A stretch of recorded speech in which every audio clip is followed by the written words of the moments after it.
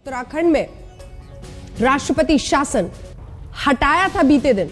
High court ने उस फैसले पर सुप्रीम कोर्ट ने रोक लगा दी है, यानी राष्ट्रपति शासन बरकरार।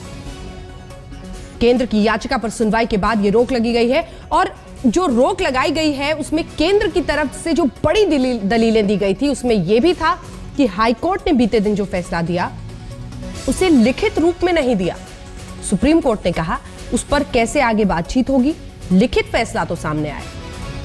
27 अप्रैल को इस पर अगली सुनवाई होनी है और 29 को फ्लोर टेस्ट की बात है। आइए आपको सुना देते हैं पूर्व मुख्यमंत्री उत्तराखंड के हरीश रावत क्या कह रहे हैं।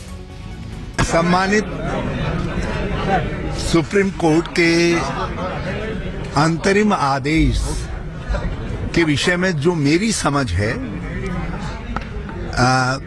अपने गांव घर की भाषा में सब लोग आईडी थोड़ी नीचे करो। वो ये है कि कल मैं हाईकोर्ट द्वारा स्थापित मुख्यमंत्री था, उससे पहले मैं बर्खास्त मुख्यमंत्री था और आज के दिन जो है सुप्रीम कोर्ट के आदेश से निवर्तमान मुख्यमंत्री हूं।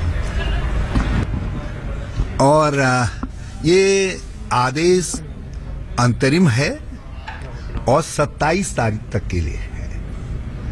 27 तारीख को उन्होंने कहा कि हम मेरिट पे, क्योंकि हमारे पास जजमेंट की हाईकोर्ट के निर्णय की कॉपी नहीं है, इसलिए मेरिट पर हम सुनवाई नहीं कर सकते।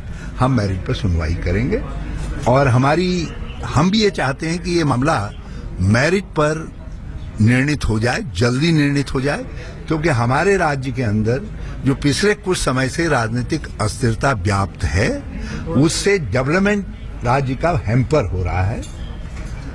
कई ज्वलंत समस्याएं हैं जिनमें से एक हमारा जो राष्ट्रीय ऑब्लिगेशन है 4 धाम यात्रा का, उसके संचालन का है। यदि उसमें थोड़ी भी गड़बड़ होती है तो उसका दुष्प्रभाव राज्य की प्रतिष्ठा को, जो हमने बड़ी मुश्किल से 2 साल के भगीरथ प्रयासों से अर्न की है, वो को प्रभावित होगी। इस बीच आइए आपको बता देते हैं मुकुल रोहतगी ने क्या कुछ कहा जब वो सुप्रीम कोर्ट में बाहर आए पत्रकारों के सामने। सुन लीजिए। आज 3:30 बजे सुनवाई हुई और सुनवाई अभी खत्म हुई है। दोनों पक्षों को सुन के कोर्ट ने, सुप्रीम कोर्ट ने उत्तरांचल हाई कोर्ट के फैसले को स्टे कर दिया है। उसका इफेक्ट नहीं रहेगा। उसका मतलब ये है कि प्रेसिडेंशियल प्रोक्लेमेशन जो क्वाश कर दी गई थी वो क्वाशिंग अब नहीं मानी जाएगी। वही पोजीशन चलेगी जो कल थी या परसों थी, नेमली गवर्नर वाली पोजीशन चलेगी। लेकिन कोर्ट ने उसके साथ एक राइडर और ऐड किया है कि सरकार प्रेसिडेंट रूल रिवोक नहीं करेगी 27 तारीख तक। उत्तरांचल हाई कोर्ट का जजमेंट 26 तारीख तक हर पार्टी को दिया जाएगा और 27 को पूरी सुनवाई आगे फिर सुप्रीम कोर्ट में होगी। अटॉर्नी जनरल मुकुल रोहतगी की तमाम जानकारी देते हुए फिलहाल 27 अप्रैल को फिर से सुनवाई होनी है। इस बीच सीधे रुक करते हैं सुधांशु त्रिवेदी जी, राष्ट्रीय प्रवक्ता बीजेपी के, लगातार हमारे साथ बने हुए हैं। सुधांशु जी, आपने सुना होगा पूर्व मुख्यमंत्री हरीश रावत को, हालांकि बीते दिन फिर से मुख्यमंत्री और 24 घंटे में क्या से क्या हो गया, लेकिन इन सब के बीच उनका कहना है कि जो अथक भगीरथ प्रयासों से हमने उत्तराखंड की प्रतिष्ठा को वापस लाने की कोशिश की थी उसको झटका लगा है। आप नैतिकता का उन पर सवाल उठाते हैं, वो आप पर उठाते हैं। बीते दिन हाईकोर्ट ने नैतिकता का सवाल उठाकर कहा कि यह संवैधानिक पाप है। किसे सही समझे? देखिए अंजना जी, संवैधानिक स्थिति यह है कि पहले श्री हरीश रावत राष्ट्रपति के आदेश से अपदस्थ मुख्यमंत्री थे, आज वो सर्वोच्च न्यायालय के आदेश से अपदस्थ मुख्यमंत्री हैं। राजनीतिक स्थिति यह है कि वो अपने ही दल के विधायक दल में अपना बहुमत खो चुके हैं। इसके अतिरिक्त जनता के बीच में क्या, वो तो चुनाव के समय पता चलेगा। तो राजनीतिक और संवैधानिक स्थिति यह है। जहां तक नैतिकता का प्रश्न है तो सब लोग अपना अलग अलग विचार रख सकते हैं, परंतु मैं एक बात कहूंगा कि देश के इतिहास में पहली बार यदि प्रत्यक्ष रूप से टीवी चैनलों ने किसी मुख्यमंत्री को सीधे खरीद फरोख्त की बात करते हुए, जिसमें पैसे के संख्यात्मक विवरण यानी क्वांटिटेटिव डिस्क्रिप्शन के साथ देखा है तो यहाँ पर देखा है, इसके बाद नैतिकता के प्रश्न पर क्या कुछ कहने का अवसर या स्कोप रह जाता है, ये हम और आप सभी समझ सकते हैं। दो अलग चीजें हैं सुधांशु जी। एक तो कि अगर भ्रष्टाचार हुआ है, सीडी है, वो जांच से आगे बढ़ेगा। इसका यह मतलब नहीं हो सकता कि उसकी वजह से जो मुख्यमंत्री पद से वो हटे हैं उसको जस्टिफाई कर दिया जाए। ये तो फिर संविधान को न समझने के बराबर हो जाएगा। दूसरा जो महत्वपूर्ण बिंदु मैं आपके सामने रखना चाहती हूं, दो बातें हैं सर। कोर्ट ने मेरिट पर अभी सुनवाई नहीं की है। कोर्ट ने यह कहा है कि हाईकोर्ट ने लिखित फैसला क्यों नहीं दिया है, लिखित फैसला आना चाहिए। तो 27 को उस पर सुनवाई होनी है। अभी मेरिट पर रोक लगाना अपने आप में एक जीत नहीं हो सकती है, क्योंकि रोक के बाद 27 अप्रैल को भी सुनवाई होनी है।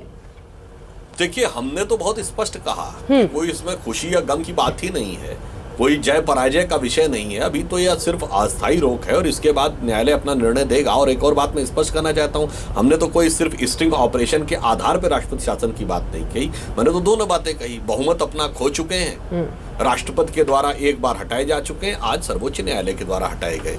लेकिन बीते दिन का गणित सुधांशु जी, बीते दिन का गणित तो पलट गया।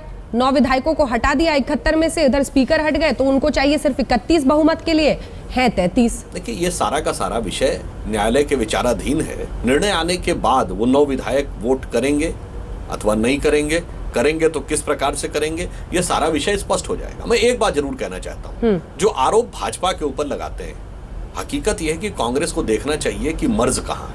अरुणाचल प्रदेश में उनकी सरकार थी, कोलिको पुल जैसा व्यक्ति जो आज मुख्यमंत्री हैं, 21 साल आपकी सरकार में मंत्री रहते हैं, वित्त मंत्री रहते हैं, वो आपसे छोड़ के अलग हो जाते हैं, उसमें आपको हमारा दोष नजर आता है। चलिए, यहां पर विजय बहुगुणा, जो कि कांग्रेस के पूर्व मुख्यमंत्री नहीं, ग्रेट हेमवती नंदन बहुगुणा के बेटे हरक सिंह रावत जो 5 वर्ष नेता प्रतिपक्ष रहे, वो अलग हो जाते हैं तो आपको उसमें हमारा दोष नजर आता है।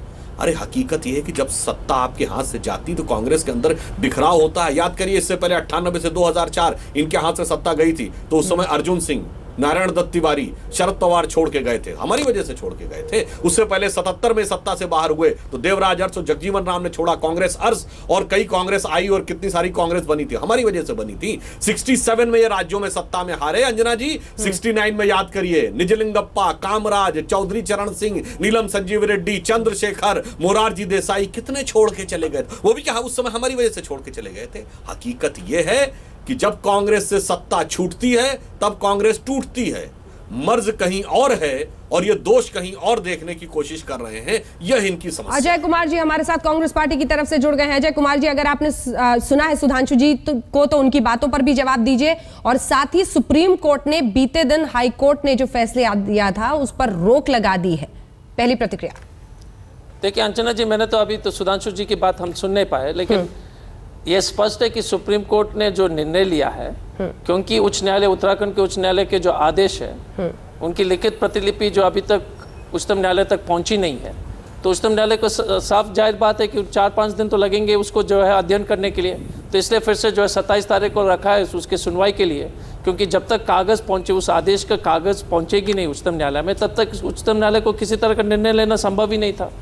तो हम अपने पक्ष जो है 27 तारीख को गैर कानूनी तरीके से, जिस तरह से गैर जिम्मेवारी तरीके से, गैर संवैधानिक तरीके से मोदी जी की सरकार ने जो है राष्ट्रपति शासन लागू किया उत्तराखंड में, उसको जवाब देंगे हम लोग उच्चतम न्यायालय में, अपने पक्ष को रखेंगे। सुधांशु जी, देखिए, अभी अजय कुमार जी ने ये कहा कि 4-5 दिन तो लगेंगे वो निर्णय को पढ़ने में, उसके बाद वह निर्णय सुनाया अंजना जी, हाँ, सुधांशु जी को नहीं सुन पा रहे क्या आप? आज नहीं, फिर से सुधांशु जी ठीक तरह से सुनाई नहीं दे रही। ठीक है, मैं यहाँ बता देती हूँ, वो कोशिश करेंगे कि आपको सुधांशु जी की पूरी आवाज है। सुधांशु जी, उनका कहना है कि असंवैधानिक तरीके से जिस तरह से आपने वहां पर सत्ता हथियाने की कोशिश की है राष्ट्रपति शासन लगाकर, उसके खिलाफ हाईकोर्ट ने बीते दिन कहा है। देखिए अंजना जी, अभी अजय कुमार जी ने यह कहा कि 4-5 दिन तो लगेंगे लिखित आदेश को प्राप्त करने और उसकी समीक्षा करने में, मगर यहां आदेश को पढ़ने और उसकी समीक्षा करना तो छोड़िए, 4-5 घंटे के अंदर बगैर आदेश को देखे हुए जिस ढंग से इनकी सरकार ने चटपट कैबिनेट की मीटिंगें बुलाई, निर्णय करने शुरू किए, वो अपने आप में दर्शाता है कि ये नैतिकता का प्रश्न ये उठा रहे हैं जिस निर्णय को आपने देखा तक नहीं। अभी आप यहाँ पे ये बोल रहे हैं कि उसका हम समीक्षा करेंगे, उसका आपने अनुपालन इतनी हाँ, तेजी से करना शुरू किया, ये आपकी मंशा पर संदेह उत्पन्न करता है। अंजना जी, ये हाँ, भारतीय जनता पार्टी की विचित्र स्थिति है। हाँ, एकल बेंच ने जो है स्पष्ट तौर से जो है 29 मार्च को एक आदेश दिया था हम लोग के पक्ष में कि जो है विधानसभा के पटल पर जो है हम अपने बहुमत को साबित करेंगे। उसके बाद जो 21 तारीख को जो है उत्तराखंड उच्च न्यायालय के खंडपीठ ने भी ये निर्णय लिया था। तो बार दो बार तो जो मोदी जी के सरकार को तो तमाचे पड़ चुके हैं। एक बार सिंगल बेंच के द्वारा, एक बार जो है डिविजनल बेंच के द्वारा। एक ब्रेक के लिए हमें रुकना पड़ रहा है, लेकिन अजय जी, जो मुख्य सवाल है वो ये है कि ऐसी भी क्या जल्दबाजी थी। बीते दिन हाईकोर्ट का फैसला सामने आया और आज ही हरीश रावत ने एक मुख्यमंत्री के तौर पर कैबिनेट की भी बैठक बुला ली। इस पर गंभीर सवाल बीजेपी खड़े कर रही है। इसका जवाब लेंगे, एक छोटे से ब्रेक के लिए रुक रहे हैं। उत्तराखंड में राष्ट्रपति शासन ही लागू रहेगा, सुप्रीम कोर्ट ने हाईकोर्ट के फैसले पर लगा दी है रोक। देखते रहिए आज उत्तराखंड मामले से जुड़ी हुई खबर है, जिसमें नैनीताल हाईकोर्ट ने केंद्र को फटकार लगाते हुए कहा है कि क्या केंद्र प्राइवेट पार्टी है। ये सवाल In a sense, did not reflect the true Indian cultural ethos, did not represent our plurality. But do you believe that Asauddin Owaisi, because he said